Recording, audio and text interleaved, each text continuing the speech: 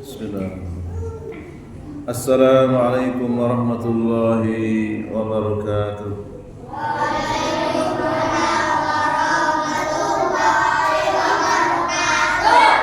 Innal hamdalillah nahmaduhu wa nasta'inuhu wa nastahdi wa nastaghfiruh wa natubu ilaihi wa na'udzu billahi min sururi anfusina wa min sayyiati a'malina.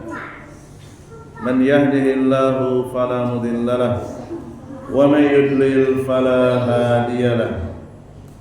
Asyhadu an la ilaha illallah wahdahu la syarika lahu wa asyhadu anna Muhammadan abduhu wa rasuluh. Ya ayyuhalladzina amanu taqullaha haqqa tuqatih wa la tamutunna illa wa antum muslimun. Ya ayyuhan nasu taqu rabbakumul ladzi khalaqakum min nafsin wahidah wa khalaqa minha zawjaha wa bassa minhuma rijalan katsiran wa nisaa'a wattaqullaha alladzi tasaaluna bihi wal arham innallaha kana 'alaikum raqiba. Ya ayyuhalladzina amanu taqullaha wa qulu qawlan sadida yuslih lakum a'malakum wa yaghfir lakum dhunubakum wa man yuti'illaha wa rasulahu faqad faza fawzan 'azima. Wa qala Rasulullah sallallahu alaihi wa ala alihi wasallam fa inna asdaqal hadisi kitabullah wa khairal hadi hadi Muhammadin sallallahu alaihi wasallam wa syarrul umuri muhdatsatuha fa inna kulla muhdatsatin bid'ah wa kulla bid'atin dhalalah wa kullu dhalalatin finnar. Ahibati fillah rahimani wa rahimakumullah. Jamaah salat maghrib Masjid Muhammadiyah Darul Hasan rahimani wa rahimakumullah. Alhamdulillah kita diperjumpakan kembali dalam kajian rutin kita membahas satu kitab dengan judul Alfu Sunnati fil Yaumi wal Lailati. 1000 amalan sunnah yang dikerjakan oleh Rasulullah sallallahu alaihi wasallam dalam 24 jam. Ya. Jadi tidak ada satu kesempatan pun dalam sehari semalam melainkan di situ kita terus setiap menit, setiap jam mengingat Rasulullah sallallahu alaihi wasallam. Apa yang dikerjakan oleh Rasulullah kita tiru, kita contoh, dan apa yang tidak dikerjakan oleh Rasulullah kita tinggalkan. Ya. Jadi dengan 1000 amalan sunnah mudah-mudahan kita tidak tergoda sedikit pun oleh amalan-amalan yang sama sekali tidak disyariatkan oleh Allah dan Rasulnya sallallahu alaihi wasallam. Setelah dibacakan khutbatul hajjah tadi, semoga itu bisa membersihkan batin kita sebagaimana khutbatul hajjah yang pernah dibacakan di hadapan seorang sahabat yang mulia yang bernama siapa? Ad-Dimad Al-Azdi radhiyallahu anhu. Seorang sahabat yang awalnya dia seorang dukun jauh ribuan kilometer dari negeri Yaman. Ketika sudah menghadap Rasulullah SAW akan mengucapkan mantra-mantra yang sering dibacakan oleh beliau dalam rangka untuk meruqyah orang yang terkena penyakit gila. Beliau punya spesialis sering mengobati orang yang gila. Punya niat yang tulus, punya niat yang baik di hadapan Rasulullah. Dan Rasulullah tidak marah, tidak emosi. Beliau memaklumi karena Ad-Dimad Al-Azdi nggak tahu, ya. Ad-Dimad Al-Azdi Al-Azdi, beliau tahunya dari berita hoax, dari berita yang tidak benar yang disebarkan oleh orang-orang kafir Quraisy Mekah melalui lisan ke lisan sampai ke negeri Yaman. Rasulullah dikatakan orang yang terkena penyakit gila. Ad-Dimaj Al-Azdi mau mengucapkan mantra di hadapan Rasulullah SAW. Begitu mulutnya mau menggerakkan bibirnya, Rasulullah mendahului dengan mengucapkan innal hamdalillah nahmaduhu wa nasta'inuhu wa nastaghfiruh wa na'udzu billahi min shururi anfusina wa min sayyiati a'malina, dan seterusnya sampai fa inna asdaqal hadisi kitabullah, atau yang terkenal dengan khutbatul hajjah. Yang pertama kali mengucapkan siapa? Rasulullah SAW. Bukan Wahabi, bukan. Ya, banyak yang salah paham. Bukan Wahabi, bukan. Yang pertama kali mengucapkan khutbatul hajjah adalah Nabi kita yang mulia Rasulullah Muhammad sallallahu alaihi wasallam. Ya. Beliaulah yang pertama kali mengucapkan khutbatul hajjah, sehingga bisa menembus dada seorang sahabat Ad-Dimaj Al-Azdi. Bersih batinnya dari kotoran kesyirikan. Langsung mengucapkan a'id alayya, ulangi lagi apa yang kau ucapkan tadi. Rasulullah mengucapkan, Rasulullah tidak bosan mengucapkan sekali lagi innal hamdalillah dan seterusnya. A'id alayya, ulangi lagi sampai 3 kali. Ya. Aku belum pernah mendengar dari para penyair hebat dunia, dari para pujangga dunia, belum pernah mendengar ucapan seperti ucapan yang engkau bacakan di hadapan kita. Ucapanmu sungguh indah dan mencapai dalamnya samudra. Langsung mengucapkan asyhadu alla ilaha illallah wa asyhadu annaka rasul. Langsung mengucapkan syahadat dan berjanji setia untuk membela Rasulullah sampai wafat. Istiqomah di atas iman, istiqomah dalam rangka untuk mengikuti amalan-amalan yang dikerjakan oleh Rasulullah SAW.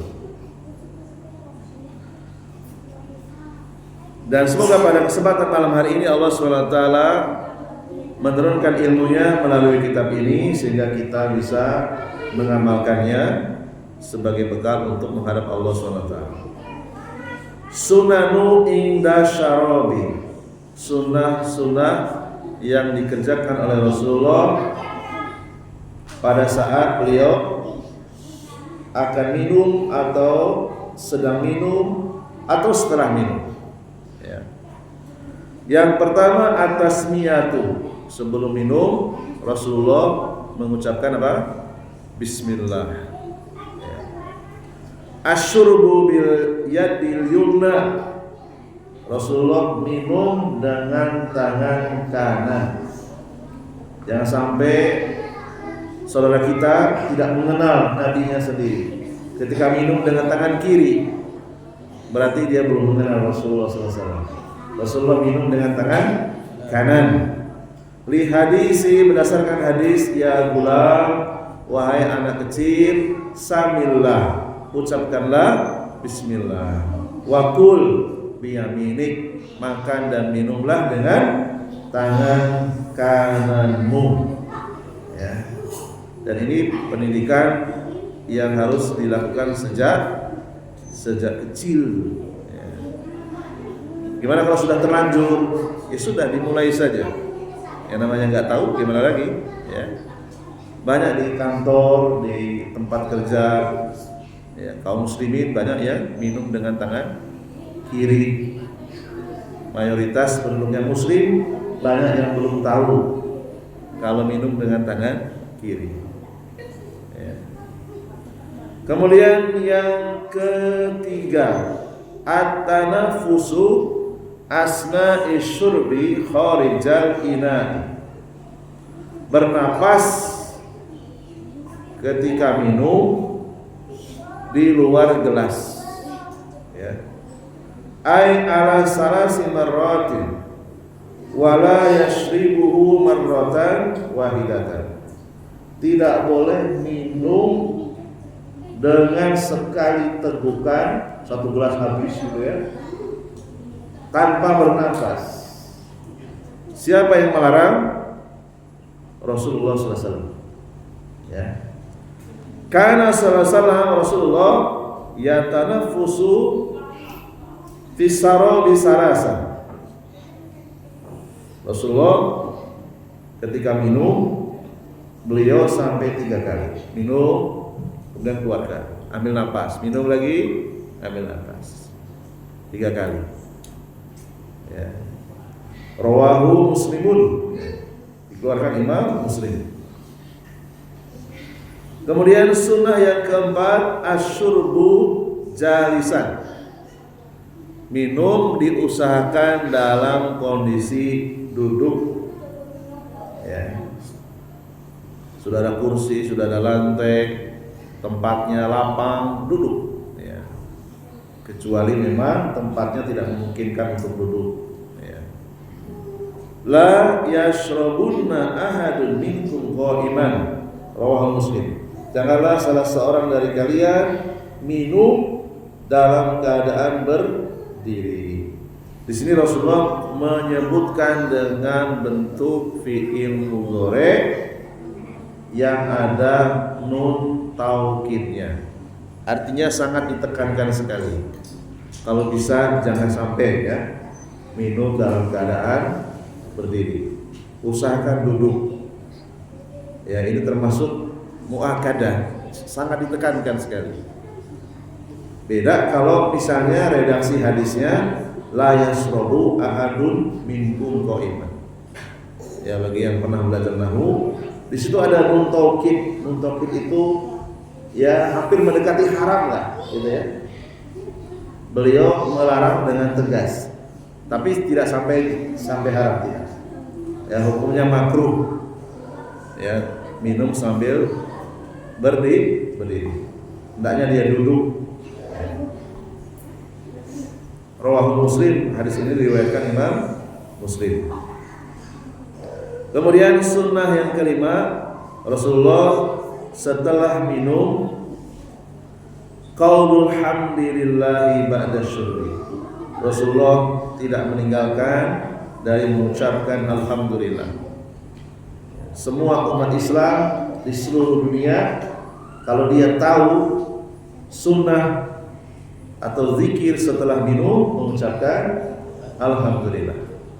Siapapun dia, beda dengan umat yang lain.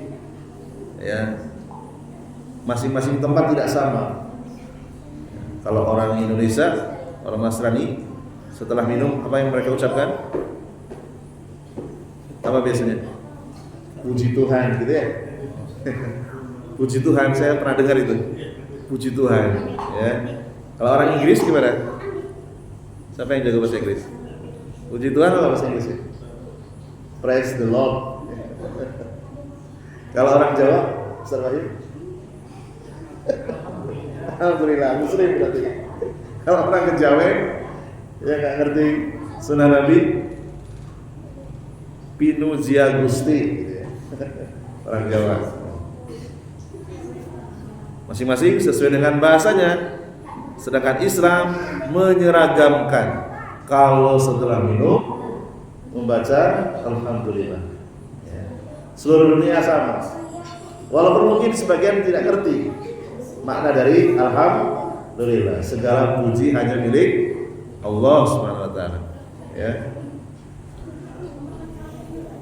Berdasarkan hadis riwayat Imam Muslim, innallaha, sesungguhnya Allah la yardo, benar-benar ridho, anil abdi, kepada seorang hamba, an yakula, al-aklata, yang makan atau minum, fayahmaduhu 'alaiha, lalu kemudian dia mengucapkan alhamdulillah.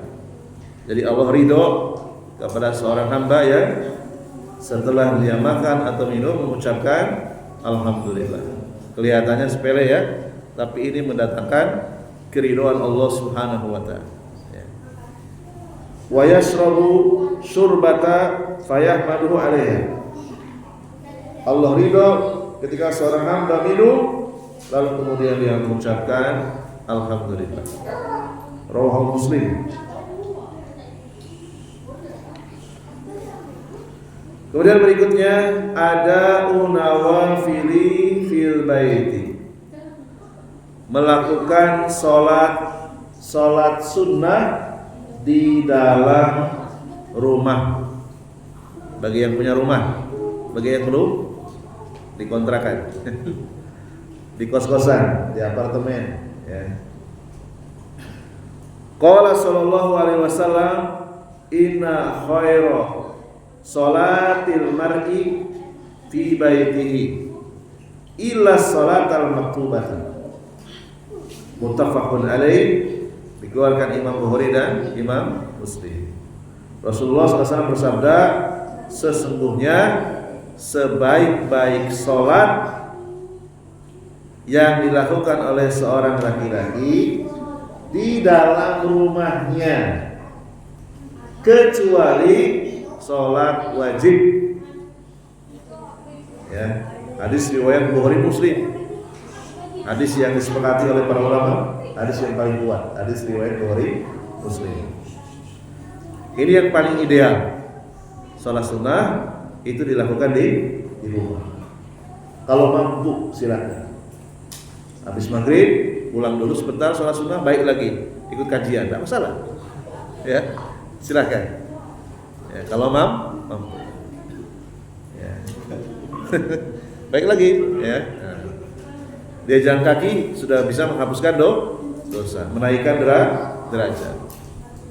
Kemudian masuk masjid dia mengucapkan doa masuk masjid. Ya, betapa banyak pahala, bolak-balik. Lama-lama langsing nanti ya.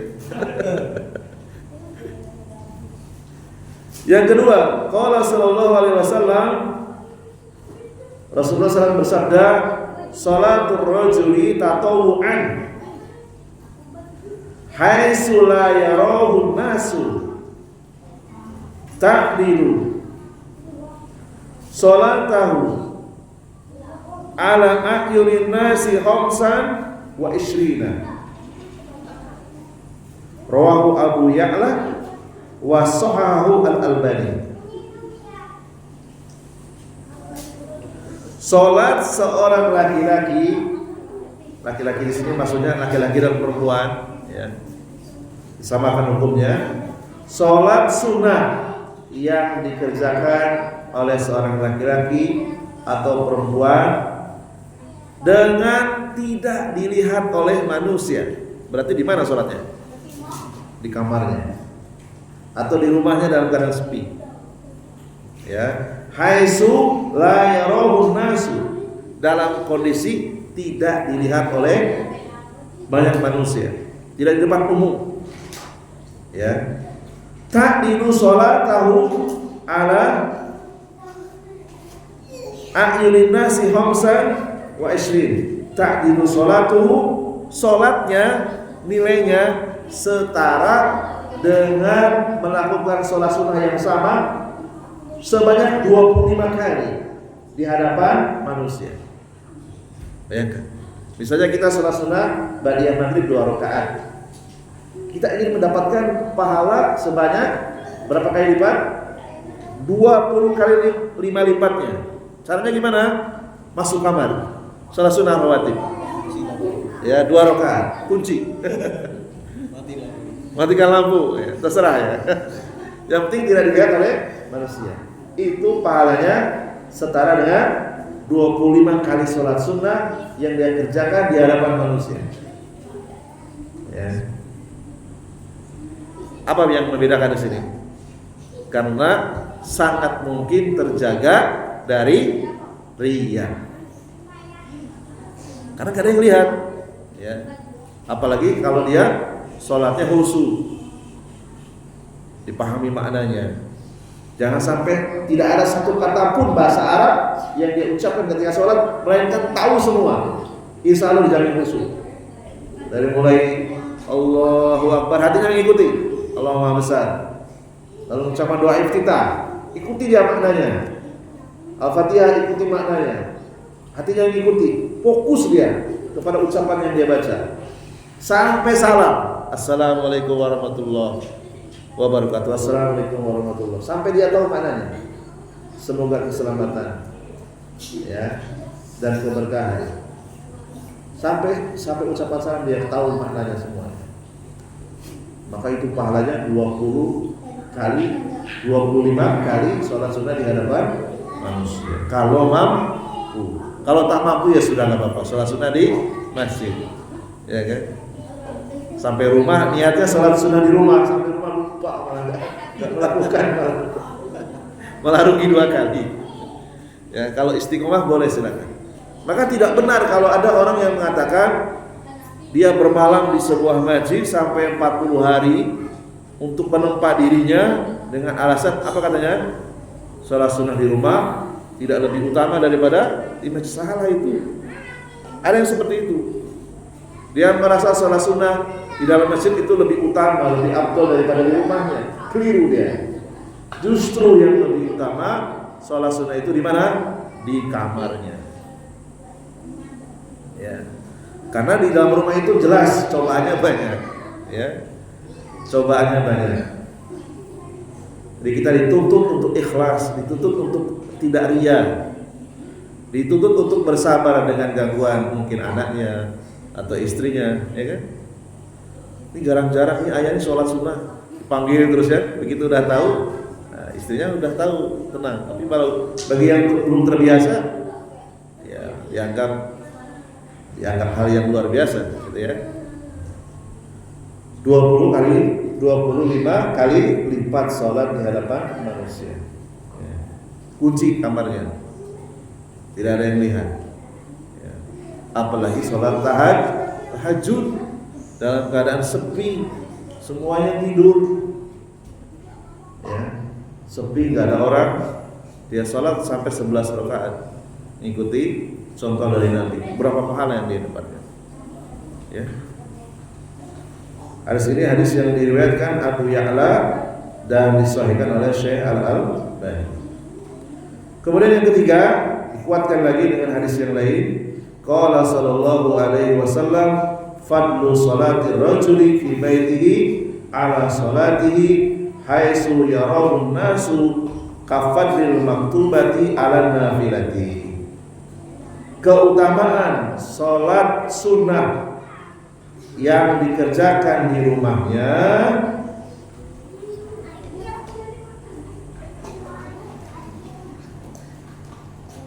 itu seperti keutamaan sholat wajib dari sholat sunnah. Hadis riwayat Imam Tabrani dan dihasankan oleh Syekh Al-Albani. Jadi hadis yang hasan menurut Tarjih Muhammadiyah termasuk hadis yang makbulah, boleh diterima. Hadis ini dihasankan oleh Syekh Al-Albani. Dan Tarjih Muhammadiyah ketika mengambil hadis tetap merujuk kepada para ulama. Seminggu yang lalu lah saya ikut kajian Tarjih para mubalik di Malang. Saya nanya langsung ke narasumber bagaimana Tarjih Muhammadiyah mengambil hadis yang makbulah, yang sahih ataupun yang hasan. Apakah yang mengatakan sahih atau hasan itu majelis tarjih atau para ulama? Para ulama. Majelis tarjih merujuk kepada para ulama. Di antaranya hadis-hadis yang disahihkan atau yang dihasankan oleh Syekh Al-Albani. Fa'ala hadha yakunu tikraru hadhihi sunnah fi yaumihi wal lailihi iddatan marrat min as-sunani rawatib wa salati duha wal witri wa fi kulli wahidatin minha yahrisu an yusalliyaha fi baiti hatta ya'duma ajruhu wa yusiba sunnah, dengan mengulang-ulang sholat sunat di dalam rumahnya dalam sehari semalam sebagaimana yang dilakukan oleh Rasulullah SAW, baik itu sholat rawatib. Rasulullah sholat rawatibnya itu di rumahnya, kebetulan rumahnya dekat dengan masjid ya. Jadi beliau sholat sunahnya lebih banyak di rumahnya, jarang di masjid karena rumahnya dekat sekali ya. Jadi harusnya rumah yang paling dekat dengan masjid ini tanahnya paling mahal harusnya ya, supaya dapat dua-duanya. Kita kaplikan aja ya, tanah dekat dalasan jual. Dekat masjid itu memiliki nilai tersendiri supaya dapat dua-duanya. Sholat sunnah dapat, sholat wajib dapat. Baik itu sholat rawatib, sholat duha, sholat witir, itu yang paling utama di kamarnya. Di rumahnya silakan, tidak masalah ya. Fi baiti, hendaknya dia semangat untuk melakukan sholat sunnah di dalam rumahnya. Dia akan mendapatkan pahala yang besar, dan ini lebih mencocoki sunnah Rasulullah SAW. Walaupun di dalam masjid juga diperbolehkan. Ini masalah afdholiyah saja. Samratu tatbiki hadhihi nawafili fil baiti. Disimpulkan oleh penulis, buah dari melaksanakan sholat sunnah di dalam rumah, yang pertama, annaha sababu litamamil khusyu'i wal ikhlasi wal bukti anir riya. Lebih mudah untuk khusyuk, lebih mudah untuk ikhlas, dan jauh dari riya. Karena riya itu sebabnya dilihat oleh manusia. Ketika sholat di dalam kamar, ada yang lihat ya. Sehingga peluang untuk terbebas dari riya sangat besar. Yang kedua, annaha sababun li nuzulir rahmati fil baiti wa sababu li khuruji syaitani minhu. Ini keutamaan yang kedua, menjadi sebab turunnya rahmat dari langit. Ketika kita sholat sunnah di rumah, rahmat Allah turun. Walaupun mungkin mata kita nggak melihat, yang kita yakini rahmat Allah itu turun. Ketenangan akan turun di dalam rumah kita, dan menjadi sebab keluarnya setan dari rumah kita. Jadi kalau ingin mengusir setan, perbanyaklah sholat sunnah di mana? Di rumahnya. Sholat duha sudah, sholat sunnah rawatib sudah, sholat witir malam sudah. Apalagi sholat sunnah mutlak, silakan. 2 rakaat salam, 2 rakaat salam. Tidak terikat dengan waktu. Sholat sunnah mutlak. Yang penting jangan persis setelah subuh, jangan persis ketika matahari di atas tepat, dan jangan saat matahari sedang tenggelam. Dan di luar 3 waktu itu silahkan sebanyak-banyaknya. Para ulama salaf itu ada yang sholat sehari 200 rakaat, 300 rakaat. Biasa mereka. Daripada olahraga nggak ada pahalanya dengan sholat sunnah. Bakar kalori. Itu kalau mampu silakan. Ya. Karena keutamaannya sangat besar. Bisa mengusir setan. Jadi kalau merasa rumahnya diganggu setan, perbanyak sholat sunnah. Ya. Setan nggak akan betah dia. Ya, nggak suka dia. Rumah dijadikan tempat sholat sunnah. Yang ketiga, annaha sababu li mudha'afati ajriha kama yudha'afu ajrul faridati fil masjid. Menjadi sebab dilipat gandakan pahala sholat sunnah sebagaimana dilipat gandakan sholat wajib di dalam masjid. Sholat wajib di masjid itu sampai berapa kali lipat? 25 atau 27. Demikian juga sholat sunnah. Ketika dikerjakan di dalam rumah dilipat gandakan sampai 25 kali lipat. Kurang berapa menit? Masih lama ya? Oh, masih lama. Baik, berikutnya As-sunnatu indal qiyami minal majlisi. Sunnah meninggalkan majlis, ya, berdiri dalam rangka meninggalkan majlis. Majlis di sini umum ya, bukan hanya majlis ilmu saja. Antakula kafaratul majlisi, kafaratul majlisi wa huwa subhanakallahumma wa bihamdika asyhadu an la ilaha illa anta astaghfiruka wa atubu ilaik. Rawahu ashabus sunan. Hendaknya seorang ketika dia akan meninggalkan majlis itu pertemuan dengan orang lain, kemudian mau berpisah, entah 2 orang, 3 orang, ya. Hendaklah dia mengucapkan subhanakallahumma wa bihamdika asyhadu an la ilaha illa anta astaghfiruka wa atubu ilaik. Ya. Contohnya yang pertama, indama tatanawalul wajabati salasati. Ketika makan sehari berapa kali? 3 kali ya. Jadi makan itu termasuk majelis teman. Ya, ketika kita selesai makan akan berpisah. Fala syakka annaka saufa tatahaddatsu fil ghalibi ma'a man yujalisuka. Umumnya orang kalau makan dengan istrinya, dengan anaknya, pasti ada omongannya ya kan? Ngobrol lah, walaupun sedikit ya. Kecuali memang wataknya satu rumah itu pendiam semua. Jarang lah ya kan? Pasti kita ada omongannya, tentang komentari makanan atau ngomongin yang lain sambil makan kan? Itu dikatakan majelis.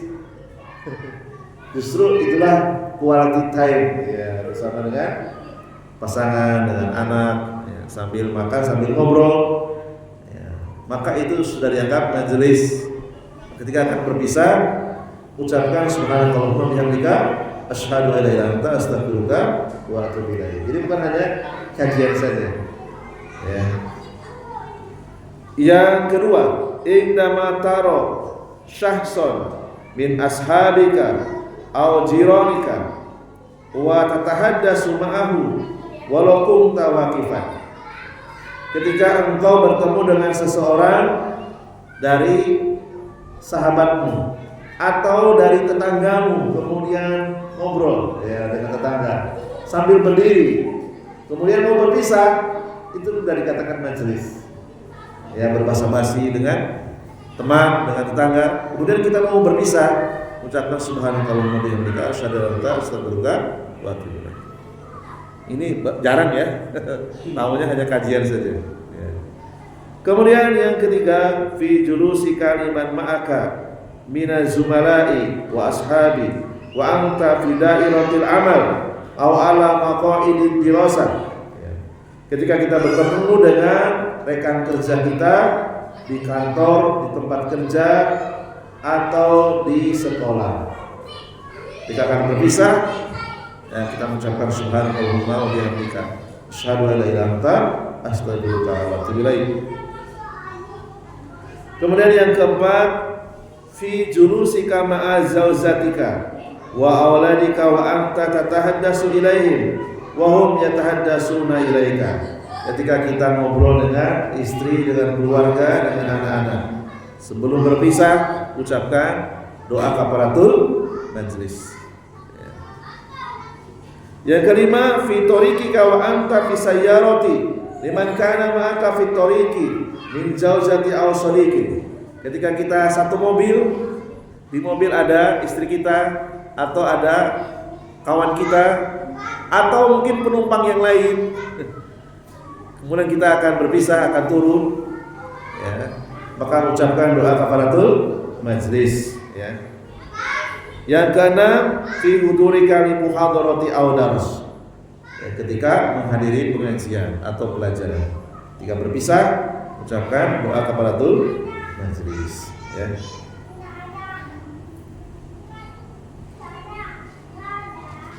Karena di dalam kalimat ini mengandung yang pertama pujian kepada Allah SWT, yang kedua memohon ampun. Jadi betapa banyak dosa kita yang bisa jadi terhapus dengan banyak mengucapkan doa kafaratul majlis. Astagfirullah wa atubu ilaik. Astagfirullah wa atubu ilaik. Itu adalah kalimat pertobatan. Ya. Astagfirullah wa atubu ilaik. Aku memohon ampun kepadamu, aku bertobat kepadamu. Kemudian diawali dengan pujian subhanakallahumma wa bihamdika. Mengucap kalimat tauhid. Asyhadu an la ilaha illa anta. Itu adalah kalimat tauhid. Kalimat tauhid adalah seutama-utama zikir. Zikir yang paling puncak itu mengucapkan kalimat la ilaha illallah. Ya. Cukup? Mungkin ada pertanyaan barangkali.